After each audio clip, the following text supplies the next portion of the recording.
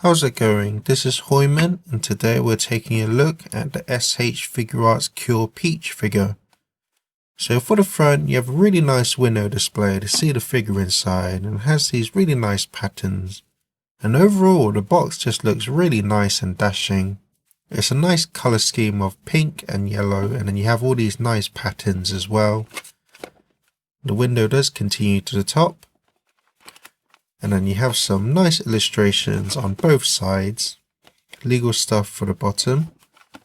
And then for the back, you have some nice pictures of the figure in various poses.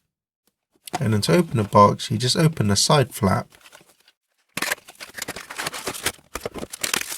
And then you just lift open the front cover. So there's the figure all together with her accessories. So here's the actual figure itself, and this is actually one of the really earlier figures in the Figuarts line, so the sculpt and joints do look a bit dated, but I still feel that the overall figure still looks pretty nice for the most part. So taking a look at close at the face, I feel that they really captured the likeness of the character. Looks just like her from all angles, and then moving down to her clothes, you can see all the nice detailing patterns, and it's all very nicely sculpted around her skirt. You can see all the crease and folds, and then the paintwork is very nice and clean for the most part. And you have the symbol here with nice glossy finish, and then down to her boots, again a nice matte and glossy finish, and then it just looks really nice overall. And moving on to her hair, again, they're very nicely sculpted. They are solid pieces, so they are quite weighty.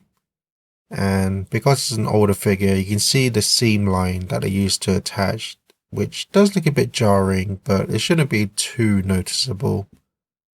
So for articulation, the neck is on a double ball joint, so she can look down not really a whole lot due to the sculpt, so it's really restricting.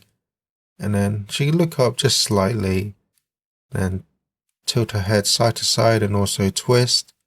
And like I already mentioned of the hair, they are solid pieces, so they are quite weighty, so it does kind of make it hard for her to keep her pose in the head, so she's always kind of looking up. But they are on ball joints, so you can move those around. And then the shoulder, it's on the ball joint, so you can slightly move it around the torso, but not a whole lot. And this is probably where my main gripe is with the figure, is that the sculpt in her shoulders does look a bit odd in terms of proportions. It just looks a bit too wide.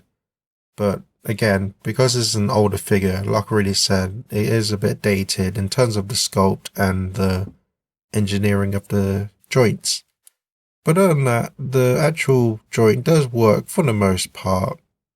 And there is a hinge, so you can bring your arm out to the side, and this piece does cup around the joint, so that's quite nice. And you can move him forward, and then back. And then she does have the bicep swivel. And then she's got single jointed elbows, and then ball jointed wrists. And then the torso is on a double ball joint, so she can lean forward, not a whole lot, only very slightly, lean back quite a bit, and then she can lean side to side as well as twist.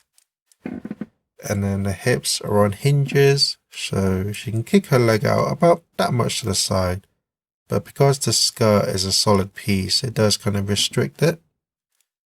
And then kick forward about that much.